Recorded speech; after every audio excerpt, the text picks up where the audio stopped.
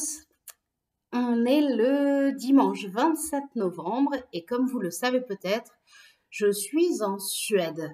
J'accompagne pour mon travail un groupe de jeunes qui est en stage Erasmus à Göteborg et évidemment j'avais emmené de quoi tricoter et j'ai décidé de vous parler aujourd'hui en mode un petit peu vlog pour vous parler de mon Oslo Hat. Donc le Oslo Hat, c'est un modèle de petite knit que je tricote en laine de la droguerie, en surnaturel coloris Popeye et en plumette coloris Weekend. Donc je l'ai montré dans le dernier podcast et j'espérais bien avancer dessus en Suède. Alors j'ai plutôt bien avancé. Hop, comme vous allez le voir là. Donc j'ai fait la première longueur qui sert à faire la double épaisseur au niveau des oreilles, qui sera triple à la fin. Donc j'ai fait cette partie-là. J'ai rattaché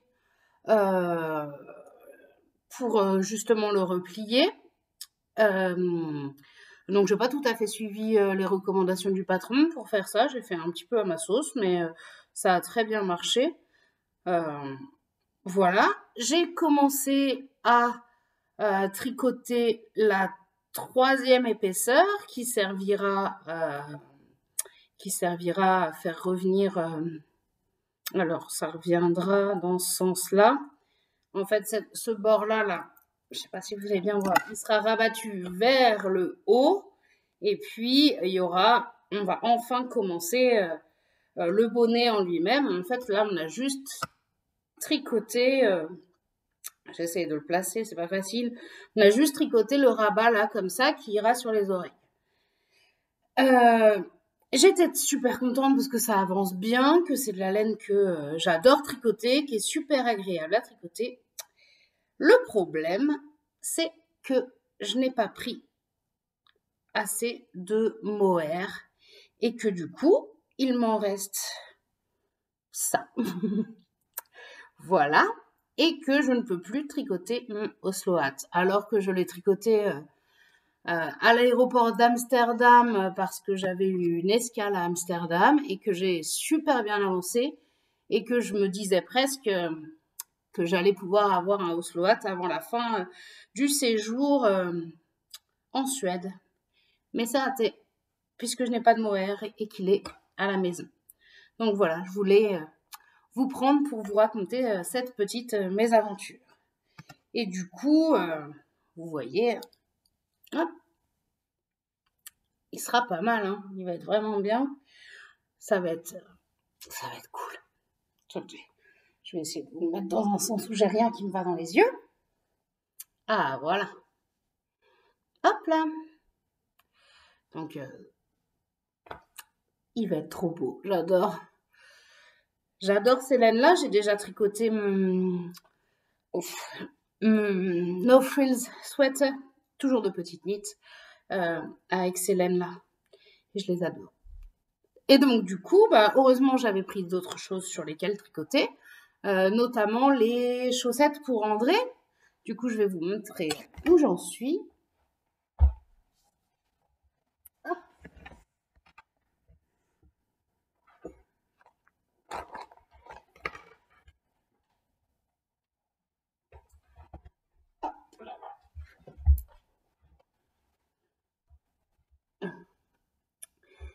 Donc, du coup, ça, c'est la première que j'ai mis en attente pour être sûre d'avoir le bon nombre, pour être sûre de pouvoir les faire pareil et d'avoir assez de laine. Donc, elle ressemble à ça. Et pour la deuxième, j'en suis là.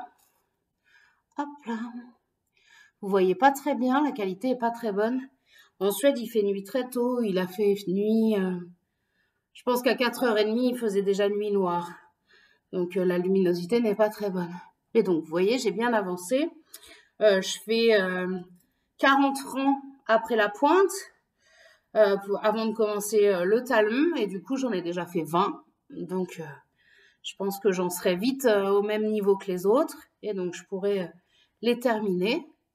Et du coup, j'ai encore un projet prévu. Ce sera sur les mêmes aiguilles que celle-ci. Si jamais je finis les chaussettes d'André avant, et ben je tricoterai mes chaussettes de Noël. Mais du coup, je me dis que le faire comme ça sous la forme d'un vlog, ça peut être sympa. Ça m'évite de prendre trop de retard et d'avoir peut-être trop de choses à vous raconter le moment où je voudrais faire le podcast. Puis ça vous permet peut-être aussi de mieux suivre ce que je suis en train de faire. Donc j'essaierai sûrement de revenir vous voir pour vous en parler. Après, je ne sais pas si je publierai tout d'un coup ou par épisode. Je pense plutôt tout d'un coup. Voilà. Mais au moins, je vous dis ce que j'ai à vous dire au moment où j'ai à vous le dire et je n'attends pas. Voilà. À plus tard. Bonjour à tous. Je vous reprends pour vous montrer l'avancée que j'ai faite sur les chaussettes pour André. Mais avant, je vais peut-être vous parler du pull que je porte aujourd'hui. Donc, c'est un pull que j'ai tricoté en janvier ou février 2022, je pense. C'est un pull bergère de France qui s'appelle le pull torsade ajouré. Je l'ai tricoté en taille L. Et vous voyez qu'il est bien assez large pour moi. J'ai beaucoup d'essence positive dedans. La laine, c'était de la barisienne coloris camé. Et voilà, donc de mes souvenirs, je l'ai très bien vécu. Il est joli, j'aime bien. On fait comme ça. Hop. Donc voilà, je l'aime bien, malgré le fait que ce soit une laine un peu mélangée. Et ah oui, je porte également, hop, mes chaussettes pour moi que j'avais tricotées en laine de Vikevira. Et Vikevira, c'est une teinturière suédoise et du coup, je les avais justement achetées ici en Suède l'année dernière. Voilà, la boucle est bouclée. Alors, mon avancée sur les chaussettes d'André. Donc, on avait une première chaussette qui s'arrêtait au-dessus du talon. Et on a maintenant une deuxième chaussette qui s'arrête au-dessus du talon. Tadam! Donc, je suis plutôt contente de mon avancée.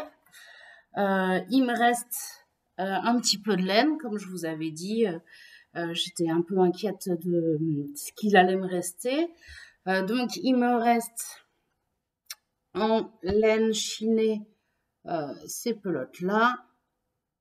Voilà. En bleu, il m'en reste pas mal. Il me reste tout ça. Et par contre, il me reste que ça du vert tout seul.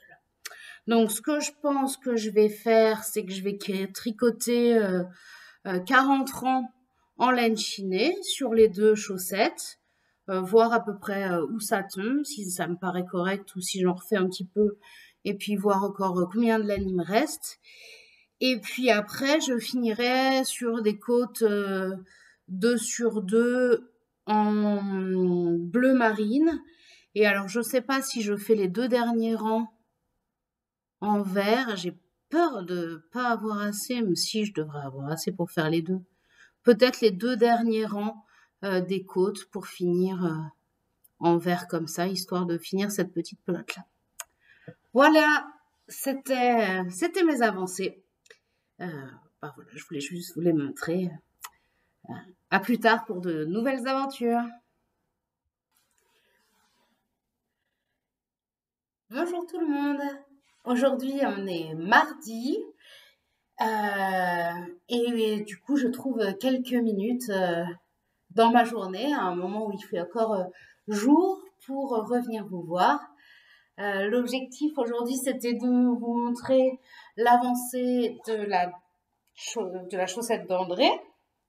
Donc, j'ai pu tricoter pas mal de temps, puisque j'ai dû emmener une des jeunes que j'accompagne aux urgences. Alors, rien de très très grave, elle s'est fait une entorse.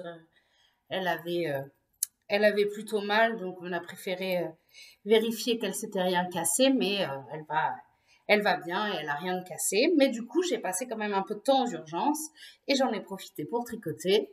Et du coup, j'en suis là. Donc, j'ai commencé les côtes. Du coup, j'ai retrouvé, je vous avais dit des bêtises parce que j'ai retrouvé plein de petites boulettes de laine verte. Donc, du coup, je vais pouvoir faire ce que je veux. Donc, vous voyez, j'ai commencé à faire des côtes bleues. J'en ai fait 6 rangs. Je vais faire 6 rangs de côtes vertes et refaire 6 rangs de côtes bleues avant d'arrêter la chaussette. Et il me restera qu'à faire la même chose sur l'autre. Donc, j'avance bien, je suis plutôt contente. Je voulais également vous parler d'un livre que m'a offert mon amie Catherine. Elle l'a vu, elle en a entendu parler comme beaucoup de gens sur France Inter. Et du coup, elle a pensé à moi et elle me l'a acheté. Il s'agit du pouvoir du tricot de Loretta Napoleoni. Donc, moi aussi, j'ai écouté le reportage de France Inter dans l'émission Grand bien vous fasse. Je crois, je l'ai écouté en replay parce que j'en avais entendu parler par une podcasteuse, mais je ne me souviens plus laquelle. Voilà, j'étais pas très satisfaite de la manière dont le tricot avait été traité dans cette émission.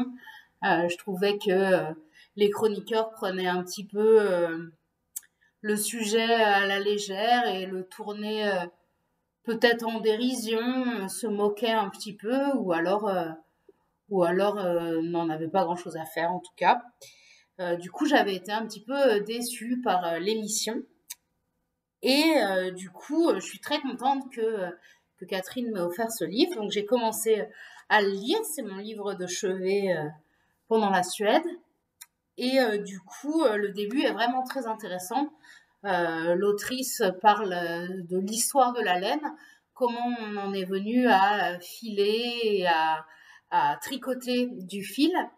Elle parle d'une technique ancestrale à une aiguille qui s'appelle vous avez de la chance, je le retrouve tout de suite, du nalbinding. Donc, a priori, c'était une sorte de tricot à une seule aiguille qui servait à tisser les filets des pêcheurs, surtout. Et du coup, comment ça a évolué pour passer au tricot à 2 aiguilles.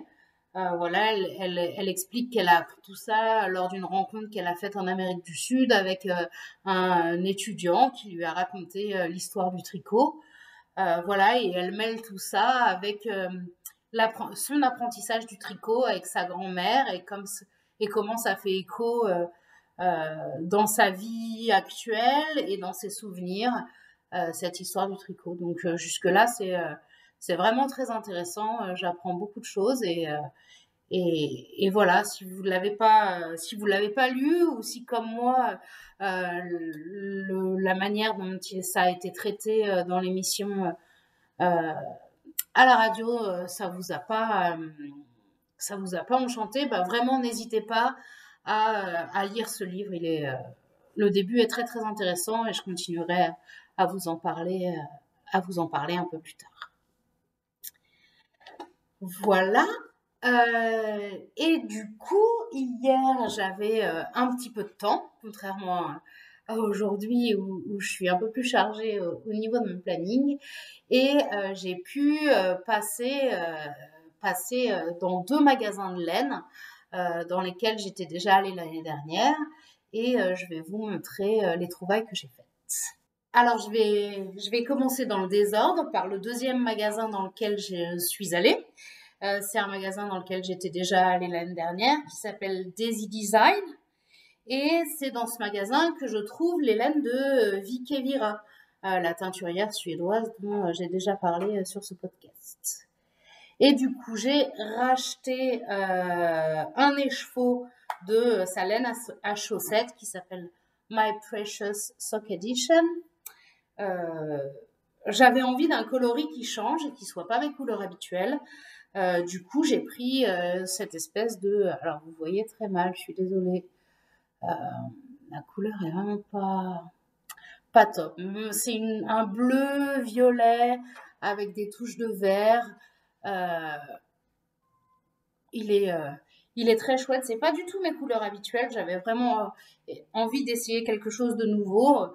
Instinctivement, je me dirige toujours vers les mêmes couleurs, les mêmes écheveaux. Euh, et pas toujours parce que ça me va bien, mais plutôt parce que c'est les couleurs de la saison ou des couleurs dans lesquelles j'ai déjà vu certains projets. Et voilà, j'avais envie de changer et d'essayer cette couleur-là. Donc elle fera une très belle paire de chaussettes pour cet hiver, je pense. Donc voilà, ça c'était le deuxième magasin et du coup le premier, malheureusement j'ai oublié le nom, mais je vais vous le retrouver tout de suite parce qu'il est pas loin. Alors il s'appelle Broderie and Garn Selven HB. Voilà, je vous le montre comme ça. Hop, voilà.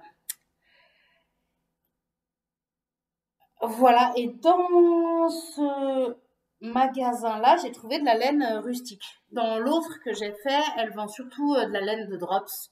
Elle a pratiquement que ça. Et là, dans le deuxième, elle est plus sur du BC Garns, Langarn, voilà, des laines comme ça. Et elle avait aussi de la laine suédoise. Donc j'en ai pris deux sortes. J'ai pris celle-ci qui vient du village, de la ville ou de la région qui s'appelle Jarbo ou Jarbo, je sais pas trop. Vous excuserez mon suédois. La base, ça doit être Svensk Ull. Et donc, c'est de la pure laine suédoise. 100 grammes pour 180 mètres. Est-ce que... Ah bah par contre, donc c'est de la laine suédoise, mais c'est fabriqué en Estonie. Bon, l'Estonie, c'est pas très loin de la Suède.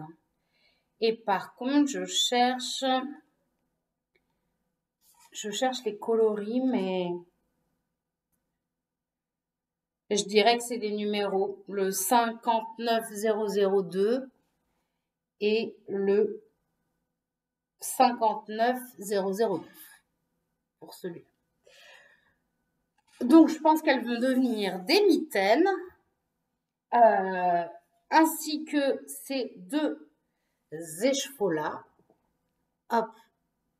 Donc, c'est de la Ullcentrum, 100% laine suédoise, 2 brins. Celle-là, je dirais qu'elle est quand même fabriquée en Suède. Elles sont plus la laine rustique, je crois. Je sniffe de la laine. Ouais, celle-là, elles sent quasiment rien, alors que celle-là, elles sent plus la laine rustique. C'est 300 mètres pour 100 grammes. Et donc, ça va devenir aussi des mitaines. Y a-t-il un coloris? Hop, hop, hop. Ah oui, alors celle-là, ce serait quelque chose qui ressemble à brown, donc marron. Brown fine wool. Et celle-ci, c'est Sand Use G. Bon, voilà. Et donc, c'est aussi une future paire de mitaines. J'ai vu plein de modèles sympas sur Ravelry. Voilà, c'était tout pour aujourd'hui. Je pense que normalement, j'achèterai plus de laine, sauf si je tombe sur un magasin que j'ai pas repéré, qui a de la laine qui m'intéresse. Je m'interdis d'acheter de la laine que je pourrais avoir facilement en France, même en la commandant sur Internet. Ça m'intéresse d'acheter des choses que j'ai vraiment pas jamais vues en fait. Bon, c'est un peu faux avec la laine de Vicky Vira parce qu'on la trouve facilement sur Etsy. Mais du coup, c'est mon petit écheveau. Ça fait comme une petite tradition d'aller acheter à chaque fois que je vais en Suède un écheveau de laine teinte par Vicky Vira. Je trouve ça rigolo. Voilà, bah, je reviendrai vous voir peut-être pour vous parler du livre Le pouvoir du tricot et puis quand j'aurai fini la paire de chaussettes pour André. À bientôt!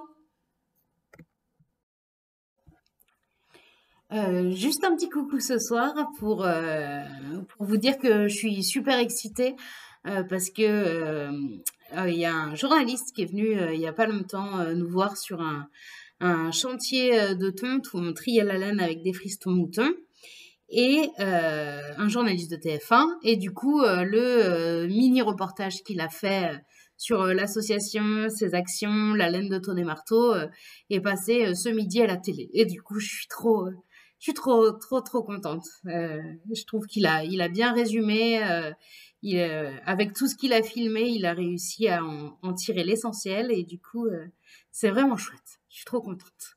Voilà, c'était juste pour vous dire ça. Maintenant, je vais manger avec mes élèves.